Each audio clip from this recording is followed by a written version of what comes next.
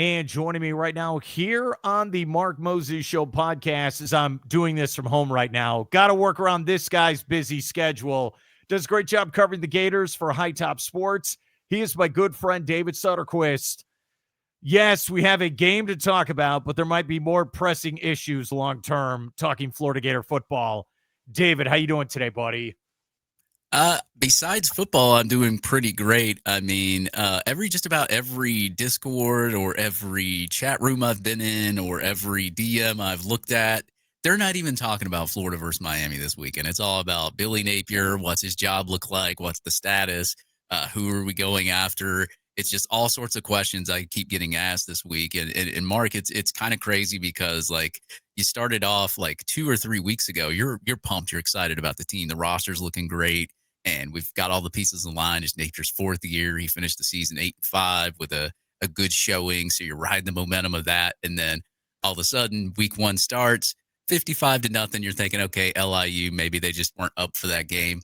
You go into USF. You obviously lay an egg there. You can't even score past 20 points on USF. So that just killed all the momentum of any Florida Gator fan watching. Now, of course, you could have rolled into this LSU game and beat the number 3 team. And probably a lot of people wouldn't have cared about that USF game if you beat the number 3 team.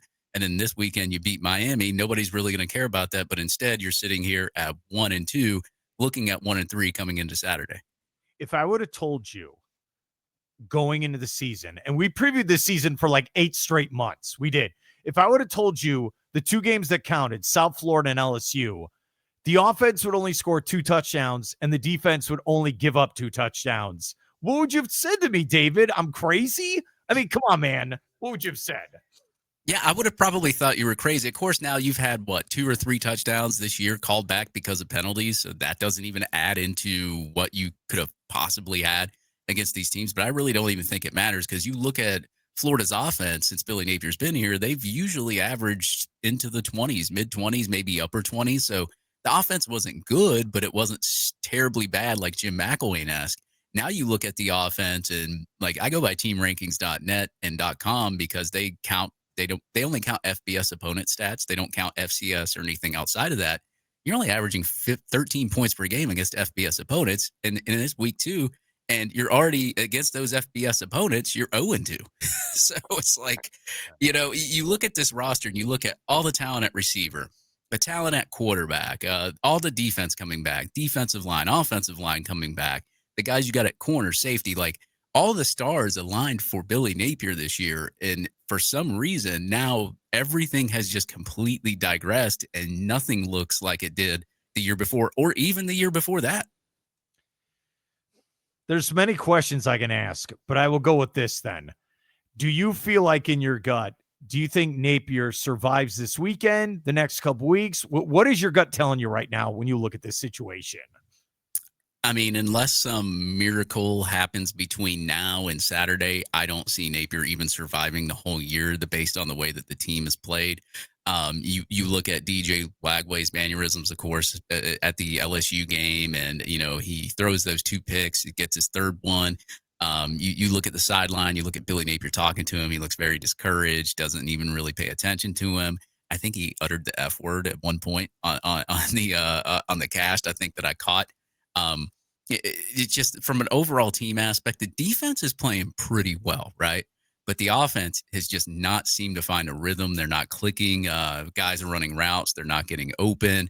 The only bright spot that you have on offense is Verno Brown III, and he's just been a baller ever since he's had the ball in his hands. But outside of that, you haven't really seen anybody on offense step up or make a play besides Jaden Baugh, who they're not giving the ball to at all. They're keeping him out on all sorts of quarters, and that's your best running back, and he's been your most productive so far this year.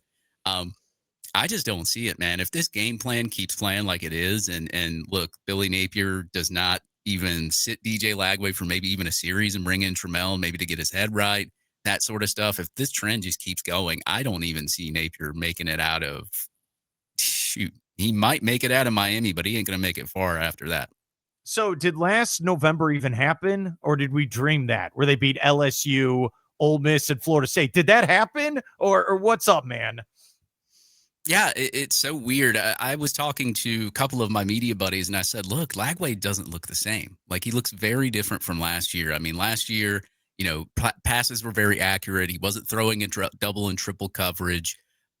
You had like just all these amazing plays. Now, of course, he stalled out on some drives because he was a true freshman. You expect that, but like just the plays he was making before he was getting tackled and getting the ball off. You talk about the defensive lineman of Florida State, how he shrugged him off and made a play out of that. And so you saw all these amazing plays from DJ Lagway, and you're thinking, okay, this guy's a true freshman. What's he going to look like a sophomore, junior, if he stays senior year?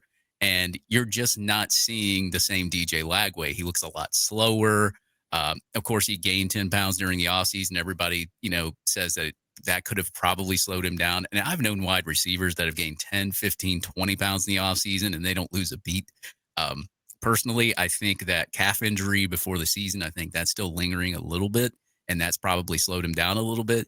The shoulder injury, I think we can, for a while, I was thinking, okay, well, he's not really throwing it deep. Is his shoulder still hurt? And then all of a sudden the LSU game, you start seeing him tossing balls like Brett Favre down the field, throwing interceptions and picks, but at least they were going downfield, right? So maybe the shoulder injury is fine, but it's just not the same Lagway. Now, of course, he missed spring. He missed a lot of fall. But still, I wouldn't expect DJ Lagway to be this bad, throwing 5 interceptions in a game. Like, that's unheard of. That's unreal. I've never seen that before. And look, dude, I've been here since 2013. I went through Treon Harris like you did. But Treon, what's funny?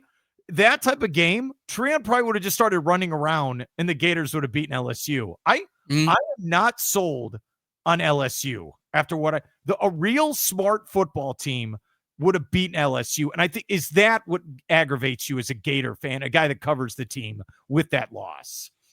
Yeah, it's very frustrating. And going into this game, I was a little worried about like how LSU recruited in the portal. They had the #1 portal class, and they had a lot of big names in that portal. And the center came back for the game; he was healthy. And Florida, just their offensive line played terrible too. They allowed 8 pressures, 9 quarterback hurries, 1 sack. I think they allowed 2 sacks.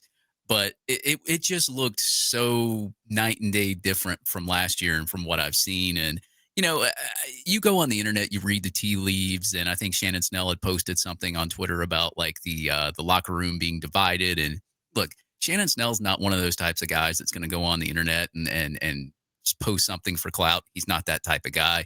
He has his barbecue business. That's more of what he's concentrated on. But whenever he speaks, people listen, right? And you hear that and you start talking to people, and it's like you see stuff on the sideline, you see some of the stuff that's going on social media, and you're like, is the team even there? Are they divided in the locker room? And you start asking questions and all that sort of stuff because, like, this roster, and especially what you have, you should be at least scoring 30 points per game on a lot of these teams. And you have speed all over the field. You have one of the best quarterbacks that came out of high school football who won just about every award in high school, and you can't get any production out of this guy.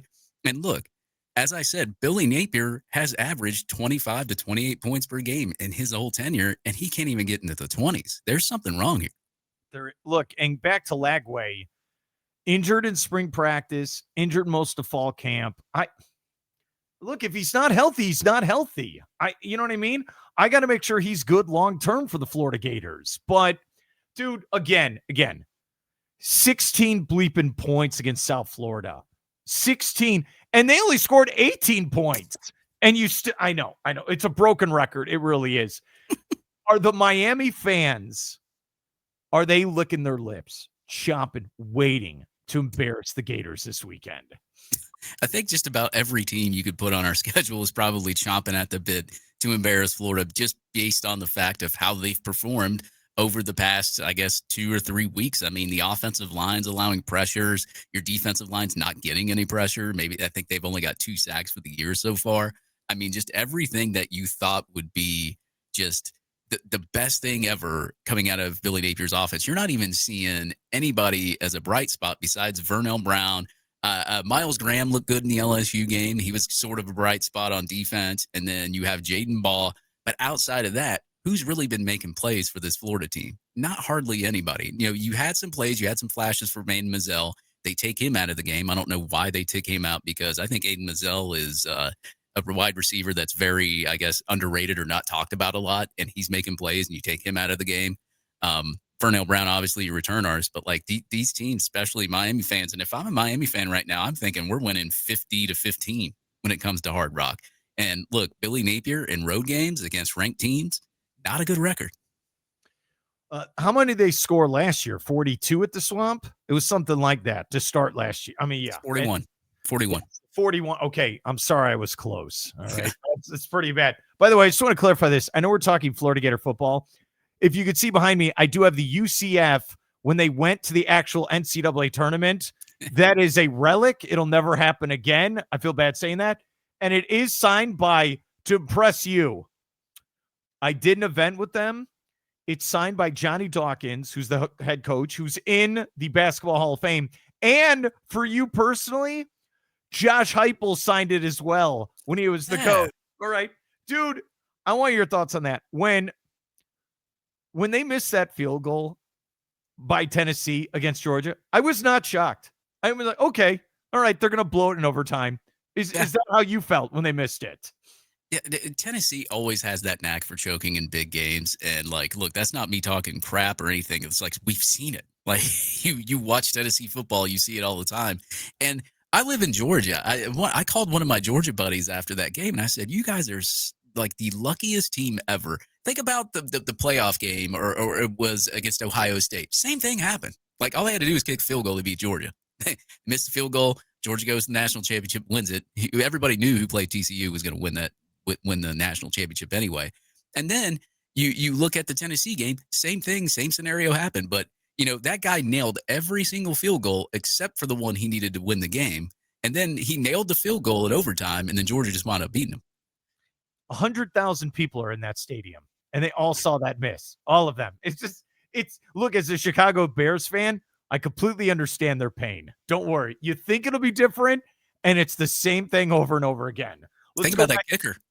Yeah, you're not kidding. Let's go back to Napier then. My thought process is when they were in that second quarter and they have like the 90-yard touchdown play, and then it gets called back, I just kind of put up my hands and like, okay, well, this is the norm here. That just kind of sums up everything, where there's a chance for a big play and then it gets called back. And then I'm just like, he's 20-21 as the head coach here. It's year 4. You had Anthony Richardson, you had Lagway, you had all. I'm kind of done. And I like Napier, but I'm kind of at the end here. How about you when you look at this tenure? I'm the same way, man. Like I like Napier. I mean, we've got a good relationship with his brother, Kurt. He watches our show. He loves us to death. But at the end of the day, I'm the type of guy that if I run my own company and I have my best friend as HR or president or whatever, something in charge of finances, and I'm losing money because of him, he's going to hit the bricks. I'm sorry. It's like, look, I love you to death. You're a great friend. I love you, but this ain't working. We're going to have to go some other direction. And look, I think just from what I've seen and what I've seen over the years, I mean, like, look, we've hired 4 head coaches in 15 years, right? Like, I've seen the writing on the wall for a lot of these coaches, and you can see it. Like, we thought the writing was on the wall last year for Billy Napier. That in tune, Scott Strickland gave him a vote of confidence, said, let's give him another year. The Lane Kiffin smoke was everywhere, and everybody was all excited about that. Takes that away. You go into this year, you start out 1-2. Looks like it's going to be 1-3 this weekend. And then you're thinking, maybe you should have just made the move last year and you'd probably be 3-0 this year. And you made the Netflix special on the SEC, where a whole episode was dedicated to we're geniuses. We turned it around. Napier's our guy. And the rest of you are a bunch of idiots. That's literally what the episode was. I dare you to watch that now. I dare you to watch it. You know what the funniest thing I like doing is when a coach is either you think they're on their last leg or they're about to get fired or they do get fired. I love going back to their opening press conference and seeing what they lied about. I know, dude. We've not seen a great offense by the Gators since the pandemic year 2020 when they had Kyle Trask. So I'm not crazy. I've seen it in action with a real quarterback who can get it to receivers. And just like, look, there's a part of me in hindsight. You talk about opening press conferences. I know this is turning into therapy. Dan, in another universe, Dan Mullen is still the coach of this football team, and he should be the coach of this football team. And that just fell apart. So Matt, my point is, okay, let's say Napier, hypothetically, he's let go. Does Strickland, who just got the extension, you're going to let him hire his third coach? Are you going to bring in another coach? Like, how is this going to work, David? Yeah, I've talked to some people behind the scenes, and look, they're going to have a 4 or 5 man group of the board of trustees that's going to kind of lead the charge of the coaching search. And I don't think there's much of a search, because I think one name really just stands out that you really could bring to Gainesville and he could turn it around in year 1. That's Lane Kiffin to me. I'll ride that Lane train all day long. I think that's the person that they should hire. But I've heard that that's pretty much what's going to happen. Now, I don't know if Scott Strickland's going to have a say in it now because of, consistently hiring coaches. This is going to be your 5th head coach you've hired in 15 years if Napier's let go. I don't know how that process is going to go, but if I am the board of trustees and I am somebody in charge, or if I am Gary Condren, the biggest donor of that school, I am not letting Scott Strickland touch anything of hiring a coach. I'm coming up with a coach that I want here at the University of Florida that's a proven winner, that has a track record like Lane Kiffin, 47-16 at Ole Miss, the second most winningest coach in Ole Miss history, and the first most winningest coach of 6-year coaches at Ole Miss, and can run an offense and knows how to run just about anything that you can. He's proven himself. Like, he's proven himself so much. But I think that I'm not letting Scott Strickland touch this hire. I'm having him sign off on the hire, and I'm saying, this is who we're hiring. We're bringing him to Gainesville, and that's it. And you have no say, because all those coaches you hired for football, great. You did great in basketball. Cool. You got an extension. You won us a national championship. You did great. You did great there. But ever since, anything that you've touched football-wise has melted and it's went into the trash, and I don't want that anymore. Are you going to have to pay the next coach like $10 million if you get someone like a Lane? I mean, this is not a joke after a while, because you went cheap on Billy Napier. You really did. Do they really have to open up the checkbook? And by the way, I don't want to hear, we don't have a president. I don't know what they're waiting on. Go get a president. I feel like you're going to have, if Lane's going to leave Ole Miss, he's happy there. He's winning football games and competing in the top 25. Don't you think you have to actually open the checkbook and pay him a big salary? I don't know. The numbers part to me is like, look, I've known the history on Lane Kiffin. Like, if you've watched his tweets and you know who he is, and some of his kids have been liking tweets about him coming to Florida anyway, he's always wanted the Florida job. It's always been there. I think they've wanted him to prove himself at a bigger program, and it looks like thus far he's proven himself way overboard at a bigger program, and he's done a lot of growing up in his career, and I think he's set. I think that, he would be the perfect fit at the University of Florida.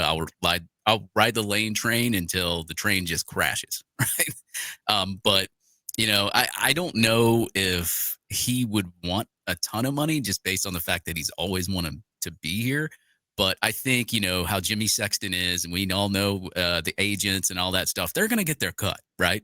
Yeah. So that price is probably going to be a pretty hefty price tag. And Florida, luckily for them, Lane doesn't have a huge buyout there over at Ole Miss if they were to choose Lane Kiffin. It's the smart choice, right? You're probably going to have to pay like $4 million for Kiffin the buyout. I think Napier, you can pay him $10 million now, pay him $3 million in installments if he gets let go. And now this is all hypothetical because Napier's still our coach. He could survive. I don't think he will, but he could survive. But, I think it just sets up perfect if you were to hire him, because if you look at all the other coaches, you talk about Lashley. Okay, well, he's 30-13. He hasn't really proven himself. He hasn't really won anything in his career. Do you really want a guy coming like that? You're just hiring another guy that's an up and comer or a learner on the job. We don't want that kind of stuff. Brent Key, he's done a great job at Georgia Tech. And I know his name's been mentioned by Neil Blackman and others, but it's like, how much has he really proven compared to somebody like Lane Kiffin, right? He's done a great job at Georgia Tech, though. And I think he's going to stay there anyway. It's kind of like his alma mater, I believe, and all that other kind of stuff. And then you talk about Marcus Freeman. Would Marcus Freeman actually leave Notre Dame to come to Florida? I don't think so. And then I've heard Dan Lanning's name come up. He's not leaving Oregon. He's set up perfect at Oregon, unlimited NIL. He's not leaving either. So what's that leave? The only name that I could think of that could possibly come in here and turn this program around right now is Lane Kiffin. All right, you giving the best man speech. You are. You're all on board for this. You are. And you know what's crazy? Billy Napier beat Ole Miss last year. He beat them to screw over the Rebels trying to make the playoff. That happened. Yeah. Okay. Now, what if Kiffin beats him and he drops like 60 points?